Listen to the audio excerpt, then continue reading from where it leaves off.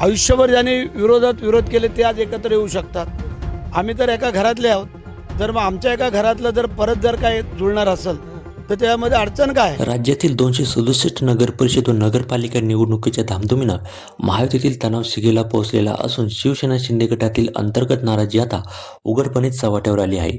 निवडणुका गुन्हे अंतर्गत आरोप प्रत्यारोप आणि महायुतीतील उफाळलेल्या अविश्वासाच्या पार्श्वभूमीवर शिंदे गटातील काही महत्त्वाचे नेते पुन्हा मातोश्रीवर नजर वळवताना दिसत आहे. परिणामी ठाकरे गटात मोठ्या प्रमाणावर घर वापसी सुरू झाल्याची चर्चा राजकीय वर्तुळात जोर पकडत आहे.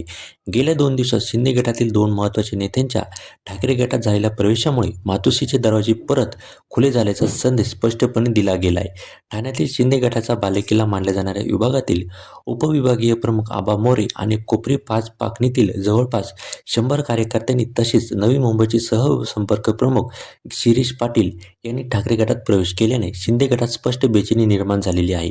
दरम्यान महाड नगरपालिका निवडणुकीच्या दिवशी मंत्री भरत गोगावले यांचे पुत्र विकास गोगावले व राष्ट्रवादी नेत्या स्नेहल जगताप यांच्या समर्थकात निर्माण झालेल्या तणावानं वातावरण चांगलंच तापलं.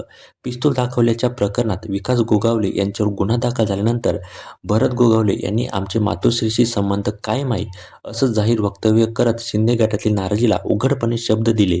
कोकणात आमदार निलेश राणे यांनी भाजपा नेत्यांवर संशयास्पद रोकड प्रकरणी गंभीर आरोप करत पोलिसांकडे तक्रार दिल्या. त्यांच्यावरच उलट गुन्हे दाखल होत असल्याचा आरोप त्यांनी केला, ज्यामुळे महायुतीतील परस्पर अविश्वास आणखी वाढलाय. याशिवाय शिंदे गटातील आमदार संतोष बांगर आणि माजी आमदार शहाजी पाटील यांच्या विरोधात झालेले गुन्हे व छापे पाहता टार्गेट आम्हालाच केलं जातंय अशी भावना शिंदे गटातील वाढत आहे. दुसरीकडे भाजपकडून देण्यात येणाऱ्या 100%चा नारा, प्रदेशाध्यक्ष रवींद्र चव्हाण यांचं आक्रमक नेतृत्व आणि अजित पवार गटाला मिळणारं प्राधान्य यामुळे शिंदे गटात अस्वस्थता अधिकच गडद होत चाललेली आहे. महानगरपालिका निवडणुकात काही ठिकाणी भाजप शिंदे गट समोरासमोर उभे राहिल्यानं युतीतील ताण स्पष्टपणे जागतोय.